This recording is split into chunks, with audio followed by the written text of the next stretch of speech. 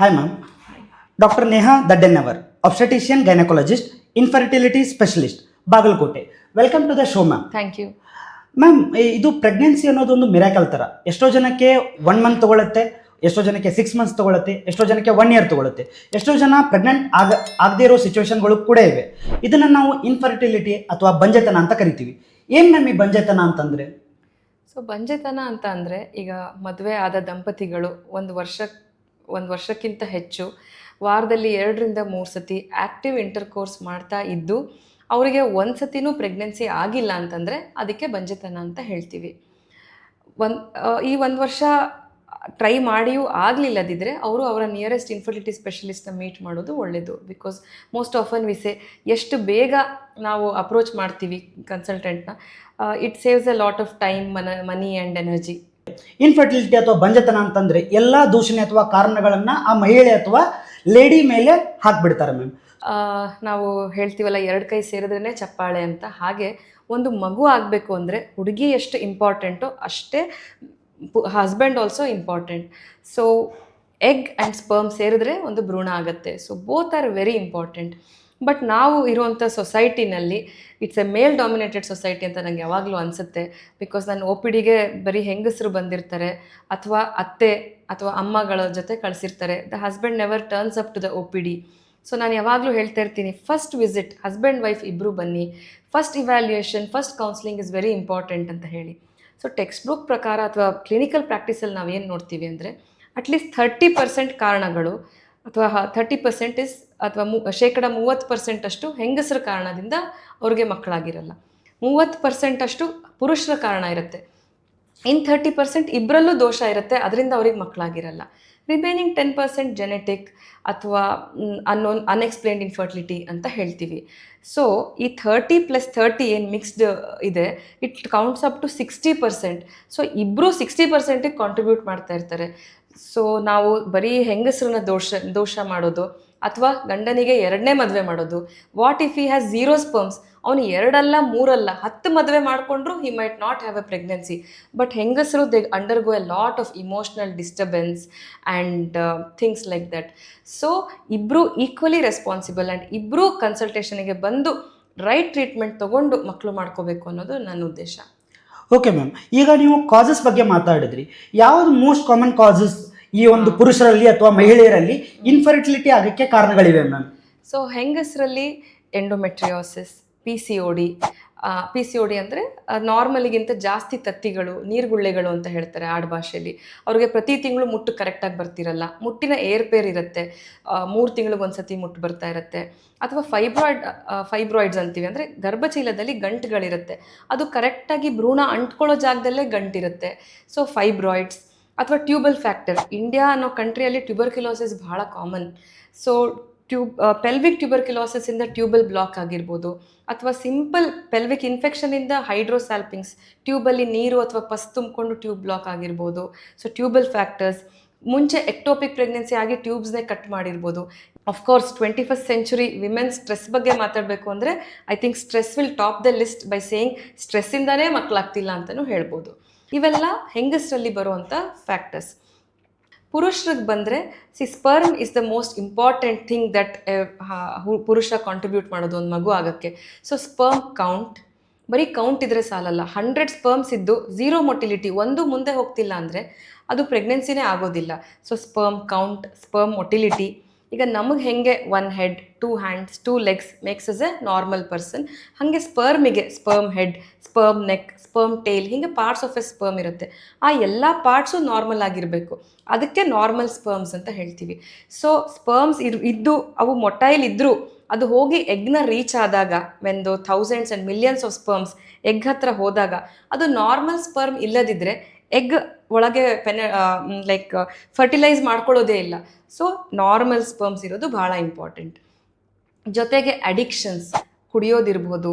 Specially ನಮ್ಮ part of Bagalkot ಸುತ್ತಮುತ್ತಿನ ಪಾರ್ಟಲ್ಲಿ ತಂಬಾಕು ತಿನ್ನೋದು, ದಿನಕ್ಕೆ 15-20 ಸ್ಟಾರ್ ತಿನ್ನೋದು, ಚೀಟಿಗಳು ಹಾಕ್ಕೊಳ್ಳೋದು, ಸ್ಮೋಕಿಂಗ್, ಇವೆಲ್ಲ ಸ್ಪರ್ಮ್ ಪ್ರೊಡ್ಯೂಸಿಂಗ್ ಸೆಲ್ಸ್ ಮೇಲೆ ಡ್ಯಾಮೇಜ್ ಮಾಡುತ್ತೆ. So good quality sperms produce ಆಗ್ತಾ ಇರಲ್ಲ. ಒಬೇಸಿಟಿ. ಸೊ ಒಬೇಸಿಟಿಲಿ ಏನಾಗುತ್ತೆ, ಭಾಳ fat thighs the temperature of the ಟೆಸ್ಟಿಸ್ನ ಬೈ 1 ಡಿಗ್ರಿ ರೇಸ್ ಮಾಡುತ್ತೆ. That will also cause damage and maturity of sperms. So ಇವೆಲ್ಲ ಪುರುಷರಲ್ಲಿ ಆಗೋ ಕಾಸಸ್. ಇನ್ನು ಕೆಲವು ಜೆನೆಟಿಕ್ ಕಾಸಸ್ ನಾನು ಹೇಳಿದ್ನಲ್ಲ, the last 10%, very rare but important. Genetic causes like Y chromosome deletion and some chromosomal ಅಬ್ನಾರ್ಮ್ಯಾಲಿಟೀಸಿಂದ ಮಕ್ಕಳಾಗ್ತಾ ಇರಲ್ಲ. These are causes of infertility. Okay ma'am, ಇವಾಗ ಮೇಲ್ ಫ್ಯಾಕ್ಟರು ಮತ್ತು ಫಿಮೇಲ್ ಫ್ಯಾಕ್ಟರ್ ನಾರ್ಮಲ್ ಇದೆ, ಬಟ್ ಅವ್ರಿಗೆ ಇಂಟರ್ಕೋರ್ಸ್ ಮಾಡುವಂಥ ಯಾವ ಪ್ಯಾಟರ್ನ್ ಅಥವಾ ಯಾವ ಡೇಲ್ ಮಾಡಿದ್ರೆ ಪ್ರೆಗ್ನೆನ್ಸಿ ಆಗುತ್ತೆ ಅಂತ ಕನ್ಫ್ಯೂಷನ್ ಇದೆ. ಎಷ್ಟೋ ಜನಕ್ಕೆ ಏನು ಅನ್ಕೊಂಡಿದ್ದಾರೆ ಅಂತಂದರೆ ಮ್ಯಾಮ್, ಬ್ಲೀಡಿಂಗ್ ಆಗುತ್ತೆ ಮಂತ್ಲಿ. ಸೊ ಅವ್ರು ಅನ್ಕೊಂತಾರೆ ಅಂದರೆ ಬ್ಲೀಡಿಂಗ್ ಆಗೋ ಟೈಮಲ್ಲಿ ಮಾಡಿದ್ರೆ ಪ್ರೆಗ್ನೆನ್ಸಿ ಆಗುತ್ತೆ ಅಂತನೋ ಒಂದು ಮಿಸ್ಕನ್ಸೆಪ್ಷನ್ ಇದೆ. ಸೊ ಇದನ್ನ ಕ್ಲಾರಿಫೈ ಮಾಡಿ ಮ್ಯಾಮ್. ಓಕೆ, ಸೊ ಇದಕ್ಕೆ ನಾವು ಫಸ್ಟು ಪ್ರತಿ ಹೆಂಗಸರು ತಿಂಗಳಿಗೊಮ್ಮೆ ಮುಟ್ಟು ಬರುತ್ತೆ. ಸೊ ನಾವು ನಮ್ಮ ಋತುಸ್ರಾವ ಅಥವಾ ಮೆನ್ಸ್ಟ್ರಲ್ ಸೈಕಲ್ನ ಅರ್ಥ ಮಾಡ್ಕೊಳ್ಳೋದು ಭಾಳ ಇಂಪಾರ್ಟೆಂಟ್. ಈ 35ಕ್ಕಿಂತ ಜಾಸ್ತಿ ಆದರೆ ಪ್ರೊಲಾಂಗ್ ಸೈಕಲ್ಸ್, ಆವಾಗ ನೀವು ಬಂದು ಸೈಕಲ್ಸ್ನ ರೆಗ್ಯುಲರೈಸ್ ಮಾಡ್ಕೊಳ್ಬೇಕಾಗತ್ತೆ. ಅಥವಾ 20 ದಿನಗಳ ಒಳಗಡೆ 15 ದಿನಕ್ಕೊಮ್ಮೆ ಮುಟ್ಟು ಬರ್ತಿದ್ರೆ ಅದನ್ನು ನಾರ್ಮಲ್ ಅಂತ ಹೇಳಲ್ಲ. ಸೊ ಸೈಕಲಲ್ಲಿ ಫಸ್ಟ್ ಡೇ ಮುಟ್ಟು ಬಂದಿದ್ದ ದಿನಾನ ಫಸ್ಟ್ ಡೇ ಅಂತ ಹೇಳ್ತೀವಿ. ಆವಾಗ ನಮ್ಮ ಗರ್ಭಚೀಲದ ಲೈನಿಂಗ್ ಎಲ್ಲ ಶೆಡ್ಡಿಂಗ್ ಆಗುತ್ತೆ, ಅದೇ ರಕ್ತದ ಮೂಲಕ ಬರುತ್ತೆ. ಅದಕ್ಕೆ ನಾವು ಪೀರಿಯಡ್ಸ್ ಅಂತ ಹೇಳ್ತೀವಿ.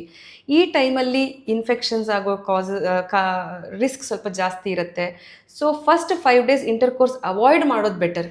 ಇದೆಲ್ಲ ಶೆಡ್ಡಿಂಗ್ ಆಗ್ತಾ ಇರುತ್ತೆ. ಈ ಟೈಮಲ್ಲಿ ಖಂಡಿತ ಪ್ರೆಗ್ನೆನ್ಸಿ ಆಗೋದಿಲ್ಲ. ಪೀರಿಯಡ್ಸ್ 5 ಡೇಸ್ ಆದಮೇಲೆ ಒಂದು ಸಣ್ಣ ಎಗ್ ಗ್ರೋ ಆಗಕ್ಕೆ ಸ್ಟಾರ್ಟ್ ಆಗುತ್ತೆ. ಅದು ಆ ತಿಂಗಳು ರಿಲೀಸ್ ಆಗೋ ಎಗ್. ಈ ತಿಂಗಳು ಪ್ರೆಗ್ನೆನ್ಸಿ ಆಗ್ಬೋದು ಅಂತ ಓವರಿ ಮತ್ತು ಯೂಟ್ರಸ್ ರೆಡಿ ಆಗಕ್ಕೆ ಸ್ಟಾರ್ಟ್ ಆಗುತ್ತೆ. As the egg grows, egg ಬೆಳೆಯೋ ಜೊತೆಗೆ ಗರ್ಭಚೀಲ ಮತ್ತು ಅದರ ಲೈನಿಂಗ್ನ ಬೆಳೆಸ್ಕೊಳ್ಳುತ್ತೆ. It prepares for a pregnancy. ಈ ತಿಂಗಳು ಭ್ರೂಣ ಬಂದರೆ ನಾನು ಅದನ್ನು ಅಂಟಿಸ್ಕೊಂಡು ಸಪೋರ್ಟ್ ಮಾಡಬೇಕು ಅಂತ ಯೂಟ್ರಸ್ ಎಂಡೋಮೆಟ್ರಿಯಮ್ನ ಬೆಳೆಸುತ್ತೆ. ಎರಡು ಹ್ಯಾಂಡ್ ಇನ್ ಹ್ಯಾಂಡ್ ಆಗಬೇಕು. ಎಗ್ ಗ್ರೋ ಆಗಬೇಕು, ಯೂಟ್ರಸ್ ರೆಡಿ ಆಗಬೇಕು. ಸೊ ಎಗ್ ರಿಲೀಸ್ ಆದಾಗ ಅಂದರೆ ಯೂಶಲಿ ಮುಟ್ಟಾದ 10ನೇ ದಿನದಿಂದ 15ನೇ ದಿನ, ಈ 5 ಡೇಸ್ನ ನಾವು ಫರ್ಟೈಲ್ ವಿಂಡೋ ಅಥವಾ ಫರ್ಟೈಲ್ ಪೀರಿಯಡ್ ಅಂತ ಹೇಳ್ತೀವಿ. ಎವ್ರಿ ಡೇ ಟ್ರೈ ಮಾಡೋಕ್ಕೆ ಸ್ವಲ್ಪ ಸ್ಟ್ರೆಸ್ಫುಲ್ ಆಗ್ಬೋದು. ಮದುವೆ ಆದ ಹೊಸದ್ರಲ್ಲಿ it's okay, but when a couple is trying after 5 years of marriage, every day might not be as easy. So alternate days, day 10, day 12, day 14. Suppose ಈ 3 ದಿನಗಳು ಟ್ರೈ ಮಾಡಿ ಈ ಮಂತ್ ಪ್ರೆಗ್ನೆನ್ಸಿ ಆಗಿಲ್ಲ ಅಂದರೆ next cycle day 11, day 13, day 15 try ಮಾಡ್ಬೋದು.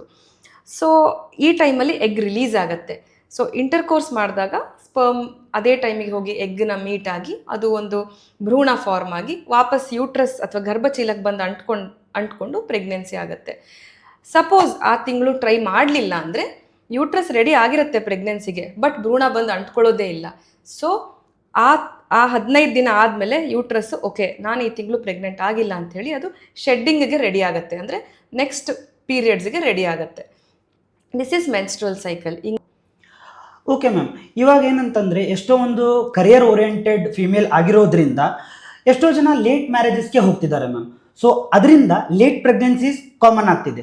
So as a obstetrician and gynaecologist ನೀವು ಯಾವ ಥರ ಸಜೆಸ್ಟ್ ಮಾಡ್ತೀರಾ ವೀಕ್ಷಕರಿಗೆ, which is the best age for pregnancy ma'am? Okay, ನೀವು ನನಗೆ ಬರೀ ಲೇಟ್ ಬಗ್ಗೆ ಹೇಳಿದ್ರಿ, ಬಟ್ ಹಿಯರ್ 18-19 ವರ್ಷಕ್ಕೂ ಮದುವೆ ಮಾಡಿಬಿಡ್ತಾರೆ. 16 ವರ್ಷಕ್ಕೆ ಮದುವೆ ಆಗಿರುವಂಥವ್ರನ್ನೂ ನಾವು ನೋಡ್ತೀವಿ. So too early is also bad, too late is also bad. ತುಂಬ ಅರ್ಲಿ ಆದಾಗ the uterus is not very capable to carry, abortions risk ಜಾಸ್ತಿ ಇರುತ್ತೆ ಹೀಗೆಲ್ಲ. So personally I feel 22 to 30 years is like a very good period. ಒಂದು ಹೆಂಗಸು pregnant ಆಗಿ 1-2 family complete ಮಾಡ್ಕೊಳ್ಳೋ face, 2 ವರ್ಷಕ್ಕೆ ಒಂದು ಮಗು ಅಂದ್ಕೊಂಡ್ರು 2-3 ಮಕ್ಕಳನ್ನ 22 to 30 years ಮಾಡ್ಕೊಳ್ಳೋದು ಐಡಿಯಲ್ ಏಜ್. ತುಂಬ ಅರ್ಲಿ ಮಾಡಿಕೊಂಡ್ರೆ abortions, immature, preterm deliveries, immature babies ಇವೆಲ್ಲ ಆಗುತ್ತೆ. ತುಂಬ ಲೇಟ್ ಆದರೆ ಲೈಕ್ 30 years ಲೇಟರ್ ಅಂದರೆ ಎಗ್ ಕ್ವಾಂಟಿಟಿ ಆಫ್ ಎಗ್ಸ್, ಅಂದರೆ ನಾವು ಪ್ರತಿ ತಿಂಗಳು ಎಗ್ಸ್ ರಿಲೀಸ್ ಮಾಡಿ ನಮ್ಮ ಎಗ್ ಕೌಂಟ್ ಕಡಿಮೆ ಆಗ್ಬೋದು. ಅಥವಾ ಜೊತೆಯಲ್ಲಿ ಎಗ್ ಕ್ವಾಲಿಟಿನೂ ಕಡಿಮೆ ಆಗ್ತಾ ಹೋಗುತ್ತೆ. ವಯಸ್ಸಾಗ್ತಾ ಹೇಗೆ ನಮ್ಮ ಚರ್ಮ, ನಮ್ಮ ಕೂದಲು ಬಿಳಿ ಆಗುತ್ತೆ, ಮುಖದಲ್ಲಿ ಸುಕ್ಕು ಬರುತ್ತೆ. ಸ್ಕಿನ್ ಏಜಿಂಗ್ ಬಗ್ಗೆ ಮಾತಾಡ್ತೀವಿ, ಒವೇರಿಯನ್ ಏಜಿಂಗ್ ಬಗ್ಗೆ ಮಾತಾಡೋದೇ ಇಲ್ಲ. ಸೊ ಓವರಿಗೂ ನಮ್ಮ ಜೊತೆ ವಯಸ್ಸಾಗ್ತಾ ಇರುತ್ತೆ, ದ ಬಯೋಲಾಜಿಕಲ್ ಕ್ಲಾಕ್ ಟಿಕ್ ಆಗ್ತಾನೇ ಇರುತ್ತೆ. ಸೊ ಎಗ್ ಏಜ್ ಆಗ್ತಾ ಅದ್ರ ಕ್ವಾಲಿಟಿ ಕಡಿಮೆ ಆಗುತ್ತೆ. ಆಮೇಲೆ 35 ವಯಸ್ಸು ಮೇಲೆ ಪ್ರೆಗ್ನೆಂಟ್ ಆದರೂ ಅದು risk of abortions, abnormal babies, genetical abnormalities like down syndrome, ಅಂದರೆ ಮಬ್ಬಿರೋ ಮಕ್ಕಳು ಹುಟ್ಟೋದು, ಅವುಗಳ ಮಂದ ಮಕ್ಕಳು ಅಂತ ಹೇಳ್ತೀವಿ, ಡೌನ್ ಸಿಂಡ್ರೋಮ್ ಬೇಬೀಸ್, ಇವೆಲ್ಲ ರಿಸ್ಕ್ ಜಾಸ್ತಿ ಆಗುತ್ತೆ. So as much as possible within 30 or 35 years family complete ಮಾಡ್ಕೊಳ್ಳೋದು ವೆರಿ ಮಚ್ ಐಡಿಯಲ್. ಮ್ಯಾಮ್ ಈಗ ನೀವು ಹೇಳಿದ್ರಿ 30 ಇಯರ್ಸ್ಗೆ ಎಗ್ ಕೌಂಟ್ ಕಮ್ಮಿ ಆಗುತ್ತೆ, ಕ್ವಾಲಿಟಿ ಕಮ್ಮಿ ಆಗುತ್ತೆ ಅಂತ ಹೇಳಿ. ಏನಾದರೂ ನಮ್ಮದು ಬ್ಲಡ್ ಇನ್ವೆಸ್ಟಿಗೇಷನ್ ಅಥವಾ ಮಾನಿಟರಿಂಗ್ ಮಾಡೋದ್ರಿಂದ ಆ ಒಂದು ಎಗ್ ಕೌಂಟ್ನ ಅಥವಾ ರಿಸರ್ವ್ನ ಕಂಡು ಹಿಡ್ಕೋಬೋದಾ ಮ್ಯಾಮ್ ನಾವು? ಖಂಡಿತ. The markers for egg reserve ಅಂತ ಎರಡಿದೆ. ಒಂದು very simple is A blood test. AMH ಅಥವಾ ಆ್ಯಂಟಿ ಮುಲೇರಿಯನ್ ಹಾರ್ಮೋನ್ ಅಂತ ಒಂದು ಬ್ಲಡ್ ಟೆಸ್ಟ್ ಮಾಡ್ತೀವಿ. ಆ ಬ್ಲಡ್ ಟೆಸ್ಟ್ ವ್ಯಾಲ್ಯೂ ನೋಡಿಕೊಂಡು ನಾವು ಡಿಸೈಡ್ ಮಾಡ್ಬೋದು. ಬಟ್ ಅದು ಜೀವನ ಪೂರ್ತಿ ಸೇಮ್ ವ್ಯಾಲ್ಯೂ ಇರುತ್ತೆ ಅಂತಲ್ಲ. ನಮ್ಮ ಎಗ್ ಕೌಂಟ್ ಕಡಿಮೆ ಆಗ್ತಾ ಆಗ್ತಾ ಆ ವ್ಯಾಲ್ಯೂ ಕಡಿಮೆ ಆಗ್ತಾ ಹೋಗುತ್ತೆ. ಸೊ ನೀವು ಆ ಟೆಸ್ಟ್ ಮಾಡಿ ನಿಮ್ಮ ಇನ್ಫರ್ಟಿಲಿಟಿ ಸ್ಪೆಷಲಿಸ್ಟ್ನ ಮೀಟ್ ಮಾಡಿದಾಗ ಅದು ನಿಮ್ಮ ಏಜಿಗೆ ಆ ವ್ಯಾಲ್ಯೂ ಏನಿದೆ ನೋಡಿ ನಾವು ರಿಪೋರ್ಟ್ ಹೇಳ್ತೀವಿ.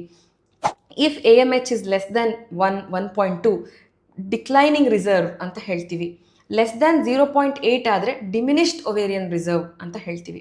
ನಂಗೊಂದು ಎಕ್ಸಾಂಪಲ್ ಕೊಡೋಕ್ಕೆ ನೆನಪು ಬರ್ತಾ ಇದೆ. ಈಗ ನಾವು ಉಪ್ಪಿಟ್ಟು ಮಾಡ್ತೀವಿ, ಎಲ್ಲ ತಿಂದ ಮೇಲೆ ಪಾತ್ರೆಗೆ ಅಂಟಿರುತ್ತೆ ಒಂದು ಸ್ವಲ್ಪ, ನಾವು ಅದನ್ನು ಬಿಡಲ್ಲ, ಅದನ್ನು ಕೆರೆದು ಅದನ್ನು ಹಾಕ್ಕೊಳ್ತೀವಿ. ಬಟ್ ಅದರಿಂದ ಹೊಟ್ಟೆ ತುಂಬೋದಿಲ್ಲ, ಅದು ಟೇಸ್ಟಿಯಾಗೂ ಇರೋದಿಲ್ಲ, ಅದರಿಂದ ನ್ಯೂಟ್ರಿಷನ್ನು ಸಿಗಲ್ಲ, ಬಟ್ ಸ್ಟಿಲ್ ನಾವು ಅದನ್ನು ತೊಗೊಳ್ತೀವಿ. ಹಾಗೆ AMH 0.8ಗಿಂತ ಕಡಿಮೆ ಆಯಿತು ಅಂದರೆ ಇನ್ನೂ ನಾವು ಆ ಓವರಿಯಿಂದ ಮಕ್ಕಳು ಮಾಡಬೇಕು ಅಂತ ಆಸೆ ಪಟ್ಟರೆ it's like scratching the remaining eggs of the ovary. ನಮಗೆ ಅಬಾರ್ಷನ್ಸ್ ಆಗ್ಬೋದು, ಪ್ರೆಗ್ನೆನ್ಸಿನೇ ಆಗದೆ ಇರ್ಬೋದು, ಬಿಕಾಸ್ ಕ್ವಾಲಿಟಿ ಡಿಕ್ಲೈನ್ ಆಗ್ತಾ ಬರುತ್ತೆ.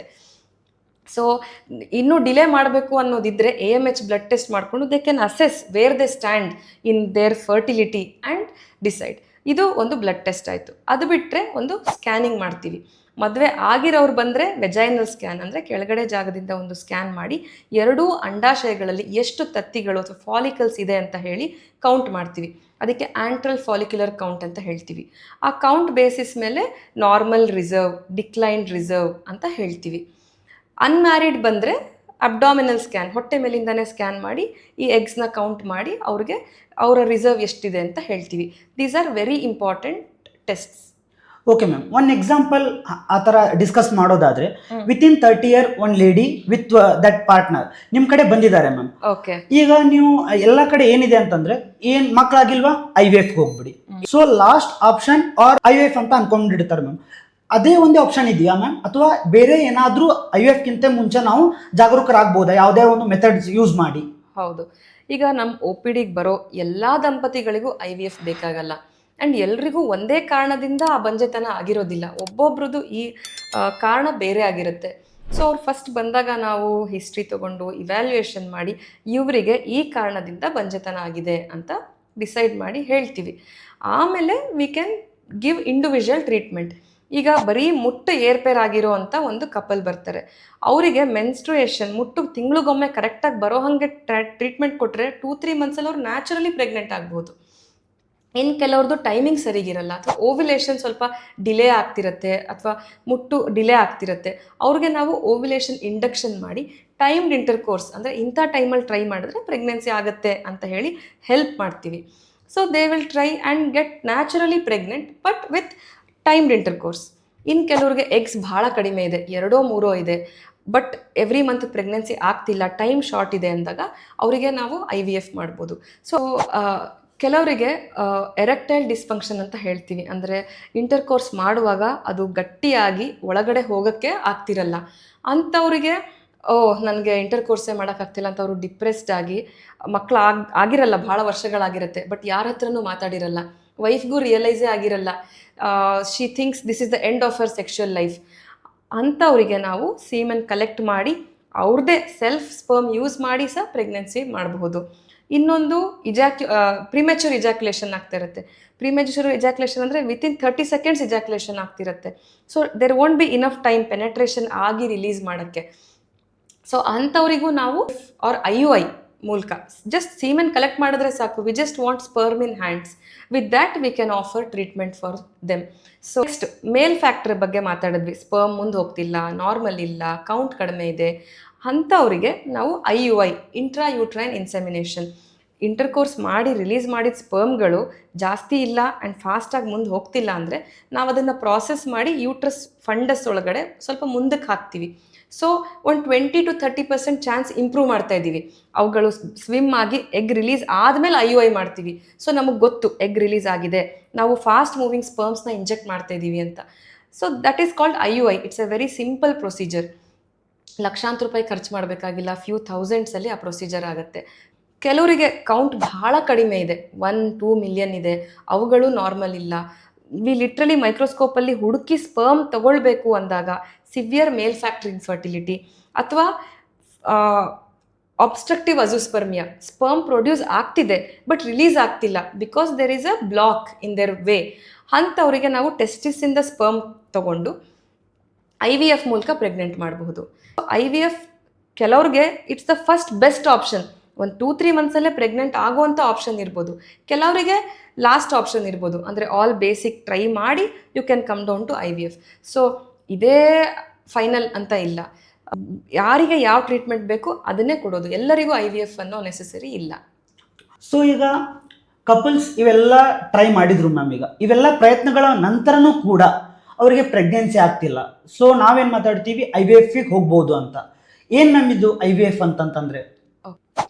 IVF ಅಂದರೆ ಇನ್ ವಿಟ್ರೋ ಫರ್ಟಿಲೈಸೇಷನ್ ಅಂತ ಇಂಗ್ಲೀಷಲ್ಲಿ. ಅದಕ್ಕೆ ನಾವು ಕಾಮನ್ ಟರ್ಮ್ಸ್ ಅಂದರೆ ಪ್ರಣಾಳ ಶಿಶು ಅಥವಾ ಟೆಸ್ಟ್ ಟ್ಯೂಬ್ ಬೇಬಿ ಅಂತ ಹೇಳ್ತೀವಿ. ಬಾಡಿಯಲ್ಲಿ ನಾನು ಇಷ್ಟೊತ್ತು ಹೇಳ್ದಂಗೆ ಎಗ್ ರಿಲೀಸ್ ಆಗುತ್ತೆ. ಎಗ್ ರಿಲೀಸ್ ಆದಾಗ ಸ್ಪರ್ಮ್ ಹೋಗಿ ಎಗ್ ಒಳಗೆ ಫರ್ಟಿಲೈಸ್ ಮಾಡಿ ಅದು ಒಂದು ಭ್ರೂಣ ಆಗಿ ಗರ್ಭಚೀಲ ಕಂಡುಕೊಂಡು ಮಗು ಆಗಬೇಕು. This is the journey of N egg and A sperm, ಒಂದು ಮಗು ಆಗೋಕ್ಕೆ. ಇದನ್ನೆಲ್ಲ ನಾವು ಹೊರಗಡೆ ಮಾಡ್ತೀವಿ. ಸೊ ಇನ್ ವಿಟ್ರೋ ಲ್ಯಾಬೊರೇಟ್ರಿಲಿ ಮಾಡೋದಕ್ಕೆ ಇನ್ ವಿಟ್ರೋ ಫರ್ಟಿಲೈಸೇಷನ್ ಅಂತ ಹೇಳ್ತೀವಿ. ಸೊ IVF ಅಲ್ಲಿ ನಾವು ಆ ಹೆಣ್ಮಗಳಿಗೆ ಮುಟ್ಟಾದ 2ನೇ ದಿನದಿಂದ ಒಂದು 10-12 ದಿನ ಇಂಜೆಕ್ಷನ್ಸ್ ಕೊಡ್ತೀವಿ. ನಾರ್ಮಲಿ ಪ್ರತಿ ಹೆಣ್ಮಗಳಿಗೆ 1 ಎಗ್ ರಿಲೀಸ್ ಆಗುತ್ತೆ, ಅದಕ್ಕೆ ನಮ್ಗಳಿಗೆ ಒಂದೊಂದು ಮಗು ಆಗುತ್ತೆ. ನಾವು ಪ್ರಾಣಿಗಳ ಥರ 6 ಮರಿ ಹಾಕಿದ್ವಿ 10 ಮರಿ ಹಾಕಿದ್ವಿ ಅನ್ನೋದಿಲ್ಲ. ಸೊ ನಮ್ಮ ಪ್ರಕೃತಿ 1 ಅಥವಾ 2 ಮಕ್ಕಳನ್ನ ಪ್ರೊಡ್ಯೂಸ್ ಮಾಡೋದು. ಬಟ್ IVF ಅಲ್ಲಿ ಯಾಕೆ 10 ದಿನಗಟ್ಟಲೆ ಇಂಜೆಕ್ಷನ್ ಕೊಡ್ತೀವಿ? ನಮಗೆ ಆಸೆ ಜಾಸ್ತಿ ಎಗ್ಸ್ ಬೇಕು. ಬಿಕಾಸ್ ಹೊರಗಡೆ ತೆಗೆಯೋದ್ರಿಂದ ಟೆಂಪ್ರೇಚರ್, ಲ್ಯಾಬ್ ಪ್ಯಾರಾಮೀಟರ್ಸ್ ಅಥವಾ ಒಂದು ಟ್ರಯಲ್ ಅಲ್ಲ ಇನ್ನೊಂದು ಟ್ರಯಲಿಗೆ ಆಗೋಷ್ಟು ಭ್ರೂಣಗಳಾಗಲಿ ಅಂತ ಹೇಳಿ ನಾವು 1-2 ಎಗ್ ಅಲ್ಲ 10-15 ಎಗ್ ಬೆಳೆಸಬೇಕು ಅನ್ನೋ ಉದ್ದೇಶದಿಂದ ತುಂಬ 10 ಡೇಸ್ ಇಂಜೆಕ್ಷನ್ಸ್ ಕೊಡ್ತೀವಿ. ಅವರ ಬಾಡಿ ವೆಯ್ಟ್ಗೆ ತಕ್ಕ ಹಾಗೆ ಹಾರ್ಮೋನ್ ಇಂಜೆಕ್ಷನ್ಸ್ ಕೊಡ್ತೀವಿ. ಸೊ ಡೈಲಿ ಇಂಜೆಕ್ಷನ್ ಕೊಡೋದ್ರಿಂದ 5-10 ಎಗ್ಗಳು ಬೆಳೀತವೆ. ನಾರ್ಮಲಿ ಬಾಡಿಗೆ ಹೇಳಿದ್ರೆ ಬಾಡಿಯಲ್ಲಿ ಪ್ರೊಡ್ಯೂಸ್ ಆಗೋ ಹಾರ್ಮೋನ್ಸು ಕೆಪಾಸಿಟಿ 1 ಅಥವಾ 2 ಎಗ್ ಗ್ರೋ ಮಾಡೋದಷ್ಟೇ. ನಾವು ಹೊರಗಡೆಯಿಂದ ಕೊಡೋ ಇಂಜೆಕ್ಷನ್ಸು ಹೆಚ್ಚಿಗೆ ಎಗ್ಸ್ನ ಬೆಳೆಸುತ್ತೆ. ಈ ಎಗ್ಗಳು 18-20 mm ಅಥವಾ 2 ಸೆಂಟಿಮೀಟರ್ ಅಷ್ಟು ಸೈಜ್ ಆದಮೇಲೆ ನಾವು ಅದನ್ನು ಪೇಷಂಟಿಗೆ ಅನೆಸ್ಥೀಷಿಯಾ ಕೊಟ್ಟು ಎಗ್ಸ್ನ ಪಿಕ್ ಮಾಡ್ತೀವಿ. ಇದಕ್ಕೆ ಎಗ್ ಪಿಕಪ್ ಪ್ರೊಸೀಜರ್ ಅಂತ ಹೇಳ್ತೀವಿ. ಒಂದು 15-20 ಮಿನಿಟ್ಸ್ ಪ್ರೊಸೀಜರ್. ಈ ಪಿಕ್ ಮಾಡಿರೋ ಎಗ್ಸ್ನ ಮೈಕ್ರೋಸ್ಕೋಪ್ ಕೆಳಗಡೆ ಇಟ್ಕೊಂಡು ಹಸ್ಬೆಂಡ್ ಸ್ಪರ್ಮ್ ಕಲೆಕ್ಟ್ ಮಾಡಿ ಆ ಸ್ಪರ್ಮ್ನ ವಾಶ್ ಮಾಡಿ ಗುಡ್ ಕ್ವಾಲಿಟಿ ಸ್ಪರ್ಮ್ಸ್ನ ಸೆಲೆಕ್ಟ್ ಮಾಡಿ ಆ ಸ್ಪರ್ಮ್ಸ್ನ ಎಗ್ ಒಳಗಡೆ ಇಂಜೆಕ್ಟ್ ಮಾಡ್ತೀವಿ. ಇದಕ್ಕೆ ICSI ಅಂತ ಹೇಳ್ತೀವಿ. ಅಥವಾ IVF ಅಂದರೆ ಒಂದು ಪೆಟ್ರಿ ಡಿಶ್ ಅಥವಾ ಒಂದು ಬಟ್ಲು ಅಂತ ಹೇಳ್ಬೋದು ಆರ್ಡಿನರಿ ಲ್ಯಾಂಗ್ವೇಜಲ್ಲಿ. ಎಗ್ಸ್ಗೆ ಒಂದಷ್ಟು ಸ್ಪರ್ಮ್ಸ್ನ ಬಿಟ್ಬಿಡ್ತೀವಿ. ಅವುಗಳು 24 ಅವರ್ಸಲ್ಲಿ they will go and enter the egg. ಇದು ಬಾಡಿಯಲ್ಲಿ ಆಗಬೇಕಾಗಿದ್ದನ್ನ ನಾವು ಲ್ಯಾಬೊರೇಟ್ರಿಲಿ ಮಾಡ್ತಾ ಇದ್ದೀವಿ. ಇದನ್ನು ನಾವು ಇನ್ಕ್ಯುಬೇಟರ್ ಅಂದರೆ ಗರ್ಭಚೀಲ ಏನಿದೆ ಬಾಡಿಯಲ್ಲಿ ಅದನ್ನು ನಾವು ಇನ್ಕ್ಯುಬೇಟರ್ ಅದರೊಳಗಡೆ 3-5 ದಿನ ಬೆಳೆಸ್ತೀವಿ. ಆ ಭ್ರೂಣನ ತೆಗೆದು ವಾಪಸ್ ಗರ್ಭಚೀಲಕ್ಕೆ ಹಾಕ್ತೀವಿ. ಸೊ ಈ ಎಗ್ ರಿಲೀಸ್ ಆಗೋದು, ಸ್ಪರ್ಮ್ ಹೋಗಿ ಎಗ್ನ ಭೇಟಿ ಮಾಡೋದು, ಫರ್ಟಿಲೈಸ್ ಆಗಿ ಬೆಳೆಯೋದು, ಸೆಲ್ ಡಿವಿಷನ್ ಆಗೋದನ್ನೆಲ್ಲ ಹೊರಗಡೆ ಮಾಡಿದ್ದೀವಿ. ಫೈನಲ್ 1 ಸ್ಟೆಪ್ ಅಂಟ್ಕೊಳ್ಳೋದು ಗರ್ಭಚೀಲಕ್ಕೆ, ಇಂಗ್ಲೀಷಲ್ಲಿ ಇಂಪ್ಲಾಂಟೇಷನ್ ಅಂತೀವಿ. ಇದನ್ನು ನಾವು ಎಂಬ್ರಿಯೋ ಟ್ರಾನ್ಸ್ಫರ್ ಆದಮೇಲೆ ಬಾಡಿಗೆ ಬಿಡ್ತೀವಿ. This is called IVF. 15 days ಆದಮೇಲೆ β-HCG ಅನ್ನೋ ಬ್ಲಡ್ ಟೆಸ್ಟ್ ಮಾಡಿ ಆ ರಿಸಲ್ಟ್ ಚೆನ್ನಾಗಿ ಬಂದಿದ್ರೆ it is a IVF positive pregnancy ಅಂತ ಹೇಳ್ತೀವಿ. This is the procedure of IVF. Ma'am, ಈಗ ನೀವು IVF ಬಗ್ಗೆ ಮಾತಾಡಿದ್ರಿ, ಸ್ವಲ್ಪ ಮಿತ್ಸ್ ಇದೆ ಮ್ಯಾಮ್. ಎಷ್ಟೋ ಪೇಷಂಟ್ಗಳಿಗೆ ಈಗ ನೀವು ಕಪಲ್ಸ್ ಬಂದಿದೆ IVF ಟ್ರೀಟ್ಮೆಂಟ್ ಆಗಿದೆ, ಆ ಕಪಲ್ಸ್ ಏನು ಅನ್ಕೊಂತೀರ ಅಂತಂದರೆ 100% ಲೇಡಿ ವಿಲ್ ಗೆಟ್ ಪ್ರೆಗ್ನೆಂಟ್ ಅಂತ. ಸೊ ಸಕ್ಸಸ್ ರೇಟ್ ಯಾವ ಥರ ಇದೆ ಮ್ಯಾಮ್? ಹಾಂ, ಸೊ IVF ಮಾಡಿಬಿಟ್ರೆ 100% ಪ್ರೆಗ್ನೆನ್ಸಿ ಆಗುತ್ತೆ ಅನ್ನೋದು ತಪ್ಪು ಕಲ್ಪನೆ. ಪೇಷಂಟ್ಸ್ ನಮ್ಮ ಹತ್ರ IVF ಮಾಡಿ ಮೇಡಮ್ ಅಂತ ಬಂದಾಗಲೇ 100% ಎಕ್ಸ್ಪೆಕ್ಟೇಷನ್ ಇಟ್ಕೊಂಡು ಬರ್ತಾರೆ. But IVF can only improve the chance of pregnancy by 50-60%. ಬರೀ IVF ಮಾಡೋದ್ರಿಂದಲ್ಲ, ಯಾವ ಕಾರಣದಿಂದ ಅವ್ರಿಗೆ ಇನ್ಫರ್ಟಿಲಿಟಿ ಇದೆ ಅನ್ನೋದ್ರ ಮೇಲೆ ಸಕ್ಸಸ್ ರೇಟ್ ಡಿಪೆಂಡ್ ಆಗುತ್ತೆ. A good lab can offer 60-70% of success in IVF. ಎಲ್ಲ IVF ಪ್ರೆಗ್ನೆನ್ಸಿನೂ ಕೂಡ ಟ್ವಿನ್ಸೇ ಆಗಿರುತ್ತಾ ಮ್ಯಾಮ್? ಇಲ್ಲ, ಇದು ತಪ್ಪು ಕಲ್ಪನೆ. ಆ್ಯಕ್ಚುಲಿ ನಾವು IVF ಸಕ್ಸಸ್ ಇಂಪ್ರೂವ್ ಮಾಡೋಕ್ಕೆ 2 ಭ್ರೂಣಗಳನ್ನು ಹಾಕ್ತೀವಿ, ಒಂದೇ ಹಾಕೋದ್ರ ಬದಲು. ಸೊ ಸಮ್ಟೈಮ್ಸ್ 2 ಇಂಪ್ಲಾಂಟೇಷನ್ ಆಗುತ್ತೆ, ಸಮ್ಟೈಮ್ಸ್ ಒಂದೇ ಆಗುತ್ತೆ. ಆ್ಯಂಡ್ ಈಗ the complications with twin pregnancy ಜಾಸ್ತಿ ಆಗೋದ್ರಿಂದ ಸಿಂಗಲ್ ಎಂಬ್ರಿಯೋ ಟ್ರಾನ್ಸ್ಫರ್ ಎರಾ ಇದು. So we all opt for single transfer, single healthy take home baby. So ಯಾವಾಗಲೂ ಟ್ವಿನ್ಸೇ ಆಗುತ್ತೆ ಅನ್ನೋದು ತಪ್ಪು ಕಲ್ಪನೆ. ಮತ್ತು ಈಗ IVFನಿಂದ ಬಂದಂಥ ಬೇಬೀಸು ಸ್ವಲ್ಪ ಜನ ಹೇಳ್ತಾರೆ ಅಬ್ನಾರ್ಮಲ್ ಇರ್ಬೋದು ಅಂತೇಳಿ, ಸ್ವಲ್ಪ ಜನ ಏನು ಹೇಳ್ತಾರೆ ರಿಸರ್ಚ್ ಮಾಡಿ ಅವ್ರನ್ನ ಓವರ್ ಸ್ಮಾರ್ಟ್ ಮಾಡ್ಬೋದು ಅಂತೇಳಿ. ಇದ್ರ ಮೇಲೆ ನಿಮ್ಮ ಟೇಕ್ ಆನ್ ಏನು ಮ್ಯಾಮ್? ನಾವು ಒಂದು IVF ಪ್ರೆಗ್ನೆನ್ಸಿ ಮಾಡುವಾಗ ಆ ಭ್ರೂಣನ ಬರೀ 3 ದಿನ ಅಥವಾ 5 ದಿನ ಲ್ಯಾಬಲ್ಲಿ ಬೆಳೆಸಿರ್ತೀವಿ. ಅದು 8 ಸೆಲ್ ಸ್ಟೇಜಲ್ಲಿರುತ್ತೆ. ಈಚ್ ಸೆಲ್ಗೆ ಇನ್ನೂ ಯಾವ ಪಾರ್ಟ್ ಆಫ್ ದ ಬಾಡಿ ಆಗ್ತೀನಿ ಅಂತಲೂ ಗೊತ್ತಿರಲ್ಲ. So it's not in our hands. But abnormal ಆಗಿರುತ್ತೆ ಅಂತ ಅಂದ್ಕೊಳ್ಳೋದು ಅಗೇನ್ ತಪ್ಪು ಕಲ್ಪನೆ. It's like A normal baby. ಅದು ಅಂಟ್ಕೊಂಡ್ಮೇಲೆ ಡಿವೈಡ್ ಆಗಿ ಆಗಿ ಆಗಿ ಎಂಬ್ರಿಯೋಜೆನೆಸಿಸ್ ಆಗಿ ಆರ್ಗ್ಯಾನೋಜೆನೆಸಿಸ್ ಆಗಿ ಅದು ಒಂದು ಮಗು ಆಗತ್ತೆ. ಸೂಪರ್ ನಾರ್ಮಲ್ ಅಥವಾ ಸೂಪರ್ ಸ್ಮಾರ್ಟ್ ಬೇಬೀಸ್ ಬಗ್ಗೆ ಕೇಳಿದ್ರಿ. Science is evolving. ನಾವು ಇನ್ನು 2050 ಹೋಗೋ ಅಷ್ಟೊತ್ತಿಗೆ ನಮಗೆ ಬೇಕಾಗಿರುವಂತಹ ಮಗುನ ಟೇಲರ್ ಮಾಡೋ ಕಾಲ ಬರಬಹುದು. ಬಟ್ ರೈಟ್ ನಾವು ಇಂಡಿಯಾನಲ್ಲಿ ಪರ್ಮಿಷನ್ ಸ್ವಲ್ಪ ಕಡಿಮೆ ಇದೆ, ಅದಕ್ಕೆ ರೀಜನರೇಟಿವ್ ಮೆಡಿಸಿನ್ ಅಂತ ಹೇಳ್ತಾರೆ. I am also qualified in regenerative medicine and permitted to follow that, because ಎಂಬ್ರಿಯೋಲ್ ಇರೋ blastomere cell is a pluripotent cell. ಅದು ಏನಾದರೂ ಆಗ್ಬೋದು. ಇನ್ನೂ ಸ್ವಲ್ಪ ಎರ ಆದಮೇಲೆ probably we can change the DNA of those and make super smart, super beautiful, super intelligent babies possibility ಇದೆ. ಬಟ್ ರೈಟ್ ನಾವೇನು ಅನ್ಕೋಬೇಕು ಅಂದರೆ ಅದು ಅಬ್ನಾರ್ಮಲ್ಲು ಅಲ್ಲ, ಸೂಪರ್ ನಾರ್ಮಲ್ಲು ಅಲ್ಲ. It's just like another normal baby ಅಂತ ಅಂದ್ಕೊಳ್ಬೋದು. ಯಾವುದೋ ಒಂದು ರೀಸನ್ಗೆ ಲೇಟ್ ಪ್ರೆಗ್ನೆನ್ಸಿ ಮಾಡೋ ಅಥವಾ ಫ್ಯಾಮಿಲಿ ಪ್ಲ್ಯಾನಿಂಗ್ನ ಲೇಟ್ ಮಾಡೋ ಥರ ಪ್ಲ್ಯಾನ್ ಮಾಡ್ಕೊಂಡಿರ್ತಾರೆ. IVF ಇದೆ, ಲೇಟ್ ಮಾಡ್ಕೋಬೋದು. ಒಂದು ಕಲ್ಪನೆ ಇದೆ ಮ್ಯಾಮ್. ಸೊ IVF ಇದೆ ಅಂತ ಹೇಳಿನೇ ಲೇಟ್ ಪ್ರೆಗ್ನೆನ್ಸಿ ಮಾಡ್ಕೋಬೋದಾ ಮ್ಯಾಮ್? ಅಂದರೆ ಏಜ್ ಮ್ಯಾಟ್ರಿನ್ನೇ ಆಗಲ್ವಾ? ಫರ್ಟಿಲಿಟಿ ಅಂತ ಬಂದಾಗ age is the most important thing actually. Specially ಪುರುಷರು ಅಂದ್ಕೊಳ್ತಾರೆ ಜೀವನ ಪೂರ್ತಿ ಸ್ಪರ್ಮ್ಸ್ ರಿಲೀಸ್ ಆಗುತ್ತೆ, ಎನಿ ಟೈಮ್ ಪ್ರೆಗ್ನೆಂಟ್ ಆಗ್ಬೋದು ಅಂತ. ಬಟ್ DNA, ಅದೇ ನಾ ಹೇಳಿದ್ನಲ್ಲ, ageing of the testis happens. So good quality sperms release ಆಗೋದು ಕಡಿಮೆ ಆಗುತ್ತೆ ಬಿಯಾಂಡ್ 45 ಇಯರ್ಸ್ ಆಫ್ ಏಜ್ ಅಂತ ಹೇಳಿ. ಸೊ ಬೋತ್ ಮೇಲ್ಸ್ ಆ್ಯಂಡ್ ಫೀಮೇಲ್ಸ್ಗೆ ಏಜ್ ಇಸ್ ವೆರಿ ಇಂಪಾರ್ಟೆಂಟ್. ಫೀಮೇಲ್ಸ್ಗೆ ಲೈಕ್ ವಿ ಡಿಸ್ಕಸ್ಡ್ 35 ಇಯರ್ಸ್ ಆದಮೇಲೆ ಕ್ವಾಲಿಟಿ ಕಡಿಮೆ ಆಗುತ್ತೆ. ಸೊ ಈಗ IVF ಇದೆ, ಸೊ ನಾವು ಡಿಲೇ ಮಾಡ್ಕೋತೀವಿ ಅಂದರೂ patient should first decide how much delay I should do ಅಂತ ಹೇಳಿ. But it's just not about having a baby. ಅವಳು 50 ವಯಸ್ಸಿಗೆ ಬಂದು ನಂದೆಲ್ಲ ಕೆರಿಯರ್ ಸೆಟ್ ಆಯಿತು, ಐ ಹ್ಯಾವ್ ಮೇಡ್ ಅಸೆಟ್ಸ್, ಈಗ ಮಗು ಬೇಕು ಅಂದರೆ I think we cannot go so much, ಪ್ರಕೃತಿ ವಿರುದ್ಧ ಹೋಗೋಕ್ಕಾಗೋದಿಲ್ಲ. ಅಟ್ ದ್ಯಾಟ್ ಏಜ್ ಬಾಡಿ ಪ್ರೆಗ್ನೆನ್ಸಿದು ಫಿಸಿಯೋಲಾಜಿಕಲ್ ಚೇಂಜಸ್ನ ಆಕ್ಸೆಪ್ಟ್ ಮಾಡೋಕ್ಕೆ ಕೆಪಾಸಿಟಿ ಇದೆಯಾ, how is the heart functioning, ಎಲ್ಲನೂ ಮ್ಯಾಟರ್ ಆಗುತ್ತೆ. So IVF is not a luxury to delay pregnancy. But ನಮಗೆ ಏನು ಸೈನ್ಸ್ ಕೊಡ್ತಿದೆ ಅದನ್ನು ನಾವು ಕರೆಕ್ಟ್ ವೇನಲ್ಲಿ ಯೂಟಿಲೈಸ್ ಮಾಡ್ಕೊಳ್ಳೋದು ಇಂಪಾರ್ಟೆಂಟ್ ಅಂತ ಅನಿಸುತ್ತೆ. ಮ್ಯಾಮ್, ನಾರ್ಮಲ್ ಪ್ರೆಗ್ನೆನ್ಸಿನೇ ನಾವು ಮಾತಾಡಿದ್ರೆ ಕಾಂಪ್ಲಿಕೇಶನ್ ಆಗೋ ಎಷ್ಟೋ ಸಾಧ್ಯತೆಗಳಿವೆ. ಹೌದು. ಸೊ ಇವಾಗ IVF ಕೂಡ ಒಂದು special type of pregnancy. So ಇದರಲ್ಲಿ ಕಾಂಪ್ಲಿಕೇಶನ್ಸ್ ಇರುತ್ತಾ ಮ್ಯಾಮ್? ಹೌದು. ನಾವು ಏನೇ ಅದಕ್ಕೆ ಆರ್ಟಿಫಿಷಿಯಲ್ ಅಸಿಸ್ಟೆಡ್ ರಿಪ್ರೊಡಕ್ಟಿವ್ ಟೆಕ್ನಿಕ್ ಅಂತ ಹೇಳೋದು. ನ್ಯಾಚುರಲ್ ಆಗೋದನ್ನ ಮಿಮಿಕ್ ಮಾಡಿದ್ದೀವಿ, ಬಟ್ ನಾವು ನೇಚರ್ನ ಔಟ್ ಬೀಟ್ ಮಾಡೋಕ್ಕಾಗಲ್ಲ.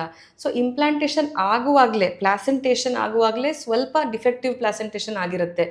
Majority of IVF pregnancies go into pregnancy induced hypertension and as such ಕೋಮಾರ್ಬಿಡಿಟೀಸಿಂದನೇ ಥೈರಾಯ್ಡ್ ಸಮಸ್ಯೆ, ಡಯಾಬಿಟಿಸ್ ಇರ್ಬೋದು, ಮೊದಲೇ ಕ್ರಾನಿಕ್ ಹೈಪರ್ ಟೆನ್ಷನ್ ಇರಬಹುದು.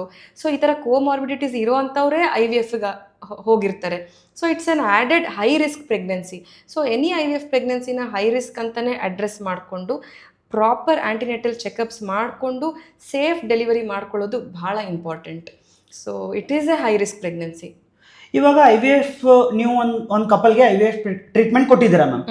ಏನು ಕನ್ಸೆಪ್ಷನ್ ಇದೆ ಅಂತಂದರೆ ಲೇಡಿ ಮೂವ್ನೇ ಆಗಂಗಿಲ್ಲ, ಅಂದರೆ ಥ್ರೋಟ್ ದ್ಯಾಟ್ ಜರ್ನಿ ರೆಸ್ಟ್ ಮಾಡಬೇಕು ಅಲ್ಗಾಡಂಗ್ಲೂ ಇಲ್ಲ ಮ್ಯಾಮ್ ಆ patient are that lady.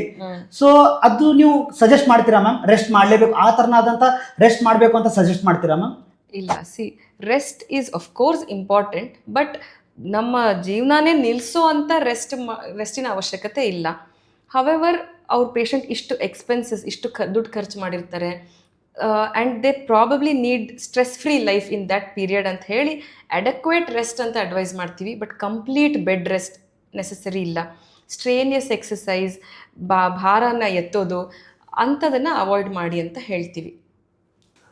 Ma'am, ಈಗ ಲೇಟ್ ಪ್ರೆಗ್ನೆನ್ಸಿಯಲ್ಲಿ ನೀವು ಲೇಟ್ ಪ್ರೆಗ್ನೆನ್ಸಿ ಮಾಡಿದ್ರೆ ಕಾಂಪ್ಲಿಕೇಶನ್ಸ್ ಹೆಚ್ಚಿಗೆ ಇರುತ್ತೆ, ಐ ವಿ ಎಫ್ ಹೋಗೋ ಚಾನ್ಸಸ್ ಇರುತ್ತೆ ಅಂತ ಹೇಳಿದ್ರಿ. ಸೊ ಅದನ್ನು ಬಿಟ್ಟರೆ ಈಗ ಒಂದು ಲೇಡಿಗೆ ಕರಿಯರ್ ಓರಿಯೆಂಟೆಡ್ ಆಗಿರ್ಬೋದು ಅಥವಾ ಅವಳು ಅಲ್ಟರ್ನೇಟಿವ್ ಟ್ರೀಟ್ಮೆಂಟ್ ಏನಾದರೂ ಲೈಕ್ ಕ್ಯಾನ್ಸರ್ ಟ್ರೀಟ್ಮೆಂಟ್ ಏನಾದರೂ ತಗೋತಾ ಇದ್ದರೆ ಏನಾದರೂ ಅಲ್ಟರ್ನೇಟಿವ್ ವೇ ಇದೆಯಾ ಮ್ಯಾಮ್? ಯಾವುದೇ ಪೇಷಂಟ್ ಯಾವುದೇ ಏಜಲ್ಲಿ like before 40 years of age ಮಕ್ಕಳು ಆಗಿಲ್ಲ ಅಂತ ಅಂದರೆ ವೆನ್ ದೇ ಗೆಟ್ ಡಯಾಗ್ನೋಸ್ಡ್ ಅವರ ಗ್ಯಾಮೆಟ್ ಫ್ರೀಸಿಂಗ್ ಮಾಡ್ಬೋದು. ಎಗ್ ಫ್ರೀಸಿಂಗ್ ಆಪ್ಷನ್ ಇದೆ. ಯಾವುದೋ ಬೇರೆ ಕಂಟ್ರಿಗೆ ಹೋಗಿ ಬರೋದಿರುತ್ತೆ, ಪ್ರೊಫೆಷ್ನಲಿ ರಿಯಲಿ ಪೀಕ್ ಆಗ್ತಿದೆ, they are really getting empowered ಅಂದರೆ ನಮ್ಮಲ್ಲಿ ಇದೇ IVF ಪ್ರೊಸೀಜರ್. ಎಗ್ಸ್ನ ಗ್ರೋ ಮಾಡಿ, ಎಗ್ಸ್ನ ಪಿಕ್ ಮಾಡಿ, ಅದನ್ನು ಫ್ರೀಸ್ ಮಾಡಿ ಇಟ್ಬಿಡ್ಬೋದು. If the girl is already married, ಆ ಎಗ್ಗೆ ಹಸ್ಬೆಂಡ್ ಸ್ಪರ್ಮ್ ಇಂಜೆಕ್ಟ್ ಮಾಡಿ ಅದನ್ನು ಭ್ರೂಣ ಮಾಡಿ ಫ್ರೀಸ್ ಮಾಡಿ ಇಡ್ಬೋದು. ದೆರ್ ಇಸ್ ನೋ ಲಿಮಿಟ್, ಎಷ್ಟು ವರ್ಷನಾದರೂ ಫ್ರೀಸ್ ಮಾಡ್ಬೋದು. ಬಿಕಾಸ್ ಈ ಕೀಮೊಥೆರಪಿ ಡ್ರಗ್ಗು ಕ್ಯಾನ್ಸರ್ ಸೆಲ್ನ ಡೆಸ್ಟ್ರಾಯ್ ಮಾಡೋಕ್ಕೆ ಕೊಡೋದು. ಬಟ್ ಆ ಡ್ರಗ್ಗಿಗೆ ಗೊತ್ತಿಲ್ಲ ಗುಡ್ ಸೆಲ್ಸ್ ಯಾವುದು, ಬ್ಯಾಡ್ ಸೆಲ್ಸ್ ಯಾವುದು ಅಂತ. On its way it damages every other normal cell also. In that journey it may damage our eggs. So permanent damage ಆಗೋದ್ರೆ ಮುಂದೆ ಎಗ್ ರಿಸರ್ವ್ ಕಮ್ಮಿ ಆಗುತ್ತೆ, ಅಥವಾ ಹುಟ್ಟೋ ಮಕ್ಕಳು ಅಬ್ನಾರ್ಮಲ್ ಇರಬಹುದು. ಸೊ ಅಂಥವರು before 1 month before starting cancer treatment they can go for 15 days ಕೊಟ್ಟರೆ ಸಾಕು. ನಾವು ಎಗ್ ಪಿಕಪ್ ಮಾಡಿ ಎಗ್ ಫ್ರೀಸಿಂಗ್ ಮಾಡಿ ಆಮೇಲೆ ಕ್ಯಾನ್ಸರ್ ಟ್ರೀಟ್ಮೆಂಟ್ ತೊಗೊಂಡು ವಾಪಸ್ ಬರ್ಬೋದು. ಬರೀ ಕೀಮೊಥೆರಪಿ ಅಲ್ಲ, some ovarian cancer, lower pelvic ಕ್ಯಾನ್ಸರ್ಸಲ್ಲಿ ಪೆಲ್ವಿಕ್ ರೇಡಿಯೇಷನ್ ಕೊಡ್ತಾರೆ. ಈ ರೇಡಿಯೇಷನ್ಸ್ ಇಷ್ಟು ಸ್ಟ್ರಾಂಗ್ ಇರುತ್ತೆ to destroy those cells, it invariably damages our oocytes. So ಅಂಥವರು ರೇಡಿಯೋಥೆರಪಿಗಿಂತ ಮುಂಚೆ ನಮ್ಮಲ್ಲಿ ಎಗ್ ಫ್ರೀಸಿಂಗ್ ಮಾಡ್ಬೋದು. Career oriented women, like we spoke before, they can do egg freezing, make their embryos or just freeze their eggs and go. Coming to male freezing, ಬರೀ ಹೆಂಗಸರೇ freeze ಮಾಡಬೇಕಂತಿಲ್ಲ, sperms also need to B frozen. Mail factors, ಪುರುಷರು testicular cancer, other ಕ್ಯಾನ್ಸರ್ಸಲ್ಲಿ chemotherapy ತಗೊಳ್ಳುವಾಗ ಅವರ ಸ್ಪರ್ಮ್ಯಾಟೋಗೋನಿಯಲ್ cells damage ಆಗುತ್ತೆ. So ಅವರು ಒಂದು 2 to 3 every alternate day 2-3 samples ಕೊಟ್ಟರೆ ನಾವು ಈ ಸ್ಯಾಂಪಲ್ನ 2 ಸ್ಯಾಂಪಲ್ಸ್ ಮಾಡಿ ಒಂದು 6 ಸ್ಯಾಂಪಲ್ಸ್ ಫ್ರೀಸ್ ಮಾಡ್ತೀವಿ. ಅವರು ಎಷ್ಟೇ ವರ್ಷ ಆದಮೇಲೆ ಬಂದರೂ they can have children of their own. So freezing is for both girls and boys and couple when they want to freeze embryos. Ma'am, ಇದಕ್ಕೆ ಏನಾದರೂ ಎಕ್ಸ್ಪೈರಿ ಡೇಟ್ ಅಂತ ಇರುತ್ತಾ ಈ ಫ್ರೀಸ್ ಮಾಡಿರೋ ಗ್ಯಾಮೆಟ್ಸ್ಗೆ? ಇದು ವೆರಿ ಕಾಮನ್ ಕ್ವೆಶನ್. ಎಲ್ಲರೂ ಲೈಫಲ್ಲಿ ಎಲ್ಲದಕ್ಕೂ ಎಕ್ಸ್ಪೈರಿ ಅನ್ನೋದಿರುತ್ತೆ. But in a good centre, ಈಗ ಫ್ರೀಸಿಂಗ್ ಹೆಂಗೆ ಮಾಡ್ತೀವಿ, ನಿಮಗೆಲ್ಲ ಆಡ್ ಭಾಷೆಯಲ್ಲಿ ಫ್ರಿಡ್ಜಲ್ಲಿ ಇಡ್ತೀವಿ ಅಂತೀವಿ. ಆ್ಯಕ್ಚುಲಿ ಈ ಎಗ್, ಎಂಬ್ರಿಯೋ ಅಥವಾ ಸ್ಪರ್ಮ್ನ ನಾವು ಲಿಕ್ವಿಡ್ ನೈಟ್ರೋಜನಲ್ಲಿ -196 degree Celsius ಫ್ರೀಸ್ ಮಾಡ್ತೀವಿ. ಅದು ಡಿಪ್ ಆಗಿರುತ್ತೆ. ಸೊ ಫ್ರೀಸಿಂಗ್ ಅಂದ್ರೇನು, ಅದರದ್ದು ಲೈಫ್ ಅಲ್ಲಿಗೆ ಅರೆಸ್ಟ್ ಆಗಿರುತ್ತೆ. ನೀವು ಫ್ರೋಝನ್ ಪಿಕ್ಚರ್ ನೋಡಿರ್ಬೋದು, ಐಸ್ ಎಲ್ಲ ಫ್ರೀಸ್ ಆದಾಗ ಅದರ ಲೈಫ್ ಸ್ಟಾಪ್ ಆಗಿರುತ್ತೆ, then it restarts when the ice melts. ಅದೇ ಥರ ಇದುವೆ. ಇದಕ್ಕೆ ಎಕ್ಸ್ಪೈರಿ ಅನ್ನೋದಿಲ್ಲ. ನೀವು 1 ವರ್ಷ, 5 ವರ್ಷ, 10 ವರ್ಷ ಆದಮೇಲೆ ಬಂದರೂ ಮಕ್ಕಳು ಮಾಡ್ಕೋಬಹುದು. But freezing should be proper. ಆ ಸೆಂಟರಲ್ಲಿ ಫ್ರೀಸಿಂಗ್ ಪ್ರಾಪರಾಗಿರಬೇಕು. ಈಗ ಲಿಕ್ವಿಡ್ ನೈಟ್ರೋಜನ್ ಎಲ್ಲ ಇವಾಪ್ರೇಟ್ ಆಗಿಬಿಟ್ಟಿದ್ರೆ then we can not promise it. Okay ma'am, ಎಷ್ಟೋ ಬಾಲಿವುಡ್ ಮೂವೀಸಲ್ಲಿ ತೋರಿಸಿರ್ತಾರೆ ಮ್ಯಾಮ್, IVF ಮಾಡಿದ್ರೆ ಬೇರೆ ಬೇರೆ ಥರ್ಡ್ ಪಾರ್ಟಿಯಿಂದ ಸ್ಪರ್ಮ್ ತೊಗೊಳ್ಳೋದಾಗಿರ್ಬೋದು, ಥರ್ಡ್ ಪಾರ್ಟಿಯಿಂದ ಎಗ್ ಆಗಿರ್ಬೋದು. ಸೊ IVFನಲ್ಲಿ ಬರೀ ಥರ್ಡ್ ಪಾರ್ಟಿನೇ ಯೂಸ್ ಆಗುತ್ತಾ ಆರ್ ಕಪಲ್ಸ್ದು ಕೂಡ ಗ್ಯಾಮೆಟ್ಸ್ ಯೂಸ್ ಆಗುತ್ತಾ ಮ್ಯಾಮ್? ಆ್ಯಕ್ಚುಲಿ IVF ಅಂದರೆ ಸೆಲ್ಫೇ ಮಾಡೋದು. There are 2 schools, self IVF and third party reproduction ಅಂತ.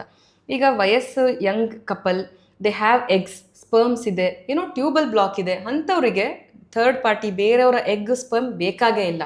Always first preference is to give self baby. ಕೆಲವರಿಗೆ ಸಣ್ಣ ವಯಸ್ಸಲ್ಲೇ ಎಗ್ ಎಕ್ಸಾಸ್ಟ್ ಆಗಿಬಿಟ್ಟಿರುತ್ತೆ, ಪ್ರಿಮೆಚ್ಯೂರ್ ಒವೇರಿಯನ್ ಫೇಲ್ಯೂರ್ ಆಗಿರುತ್ತೆ, ಅಥವಾ ಬೇರೆ ಏನಾದರೂ ಮೆಡಿಕಲ್ ಕಂಡೀಷನಿಂದ ಊಫೋರೆಕ್ಟಮಿ, ಸಣ್ಣ ವಯಸ್ಸಲ್ಲೇ ದೊಡ್ಡ ಒವೇರಿಯನ್ ಸಿಸ್ಟಿಂದ ಓವರಿನ ರಿಮೂವ್ ಮಾಡಿಬಿಟ್ಟಿರ್ತಾರೆ. ಅಂಥವರಿಗೆ ಡೋನರ್ ಎಗ್ಸ್ ಬೇಕಾಗತ್ತೆ. That is called third party reproduction. ಸ್ಪರ್ಮ್ಸಲ್ಲೂ ಅಷ್ಟೇ, ಅಜೂಸ್ಪರ್ಮಿಯಾ ಬಗ್ಗೆ ನಾನು ಹೇಳಿದೆ. ಅಬ್ಸ್ಟ್ರಕ್ಟಿವಲ್ಲಿ ಟೆಸ್ಟಿಸಿಂದ ತೊಗೊಳ್ಬೋದು, ಬಟ್ ನಾನ್ ಅಬ್ಸ್ಟ್ರಕ್ಟಿವ್ ಅಜೂಸ್ಪರ್ಮಿಯಾದಲ್ಲಿ ಸ್ಪರ್ಮ್ಸ್ ಪ್ರೊಡ್ಯೂಸ್ ಆಗ್ತಾನೇ ಇರಲ್ಲ. Then what to do? Then will have to take a donor sperm. ಅಂಥವರಿಗೆ ಥರ್ಡ್ ಪಾರ್ಟಿ ರೀಪ್ರೊಡಕ್ಷನ್ ಆಗುತ್ತೆ. ಸೊ ಇದು using other egg or other sperm. ಇನ್ನೊಂದು ಥರ್ಡ್ ಪಾರ್ಟಿ ರೀಪ್ರೊಡಕ್ಷನಲ್ಲಿ ಸರೋಗೆಸಿ ಅಂತ ಬರುತ್ತೆ. ಈಗ ಕೆಲವು ಹೆಣ್ಮಕ್ಳಿಗೆ ಗರ್ಭಚೀಲನೇ ಇರೋದಿಲ್ಲ, ಬಟ್ ಶಿಲ್ ಹ್ಯಾವ್ ಓವರೀಸ್. ಅಂಥವರಿಗೆ ನಾವು ಅವರೇ ಎಗ್ ಪಿಕ್ ಮಾಡಿ ಹಸ್ಬೆಂಡ್ ಸ್ಪರ್ಮ್ ಇಂಜೆಕ್ಟ್ ಮಾಡಿ ಬೇರೆ ಅವರ ಯೂಟ್ರಸ್ನ as a carrier we can use a surrogate mother and give her a baby.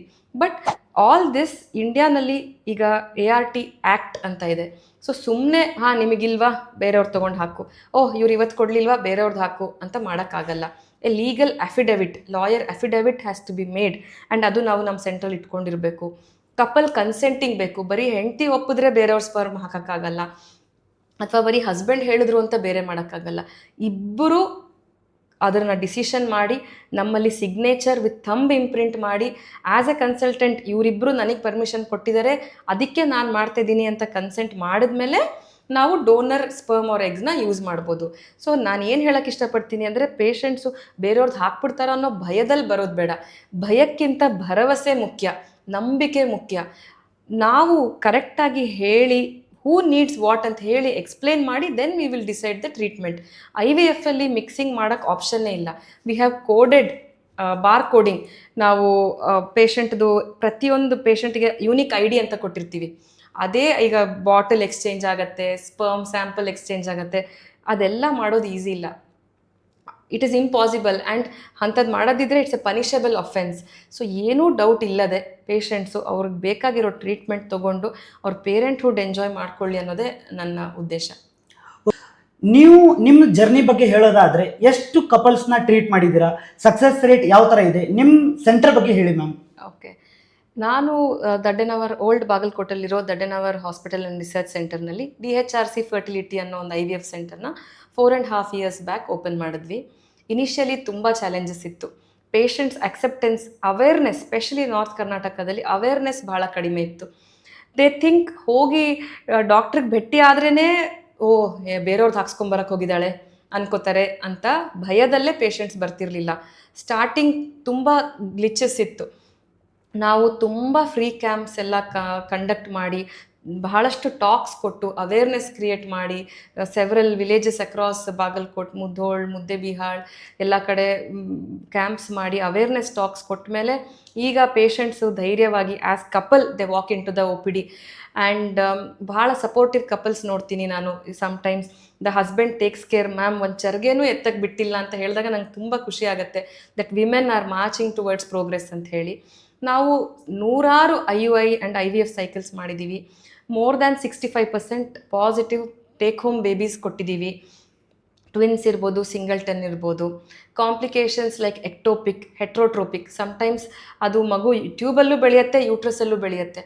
ಅವಾಗ ಸರ್ಜರಿ ಮಾಡಿ ಒಂದು ಉಳಿಸ್ಬೋದು ಅಥವಾ 2 ಹೋಗುತ್ತೆ. ಆ ಥರ ಕಾಂಪ್ಲಿಕೇಶನ್ಸ್ ನಮ್ಮ ಸೆಂಟ್ರಲ್ಲಿ ಭಾಳ ಕಡಿಮೆ ಇದೆ. And we follow ethical and transparent practice. ನಮ್ಮಲ್ಲಿ ಇನ್-ಹೌಸ್ ಎಂಬ್ರಿಯಾಲಜಿಸ್ಟ್ ಇದ್ದಾರೆ. This is a very important part. ನಾನು ಕನ್ಸಲ್ಟೆಂಟಾಗಿ ಪೇಷಂಟಿಗೆ ಕೌನ್ಸಿಲ್ ಮಾಡ್ಬೋದು, ಎಗ್ ತೆಗಿಬೋದು, ಏನೆಲ್ಲ ಟ್ರೀಟ್ಮೆಂಟ್ ಮಾಡಿದ್ರು ಲ್ಯಾಬ್ ಒಳಗಡೆ ಆ fine performance is of the embryologist. Egg ಒಳಗಡೆ ಸ್ಪರ್ಮ್ ಇಂಜೆಕ್ಟ್ ಮಾಡೋಕ್ಕೆ ಒಂದು ಸ್ಕಿಲ್ ಬೇಕು. ನಮ್ಮಲ್ಲಿ well qualified, well trained and experienced. ನಾನು ಎಂಬ್ರಿಯಾಲಜಿಸ್ಟು 5 ವರ್ಷದ ಎಕ್ಸ್ಪೀರಿಯನ್ಸ್ ಇದೆ in all these procedures, lab maintenance. So it's a total team work. ಒಬ್ಬರು ಲ್ಯಾಬ್ನ ಕ್ಲೀನ್ ಮಾಡೋ ಆಂಟಿಯಿಂದ ಹಿಡಿದು ಕನ್ಸಲ್ಟೆಂಟ್ ನನ್ನವರೆಗೂ it's a team work. So we have been very happy. 50 ವಯಸ್ಸಿನವ್ರವರೆಗೂ ನಾವು ಪ್ರೆಗ್ನೆನ್ಸಿ ಕೊಟ್ಟಿದ್ದೀವಿ.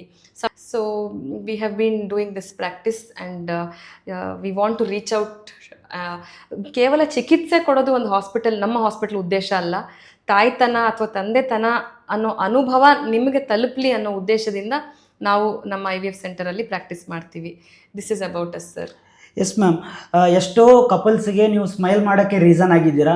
ಸೊ ಇವತ್ತಿನ ಈ ಎಪಿಸೋಡಲ್ಲಿ ನಾವು IVF ಬಗ್ಗೆ ಎಷ್ಟೋ ಮಾಹಿತಿಗಳನ್ನು ತಿಳ್ಕೊಂಡ್ವಿ.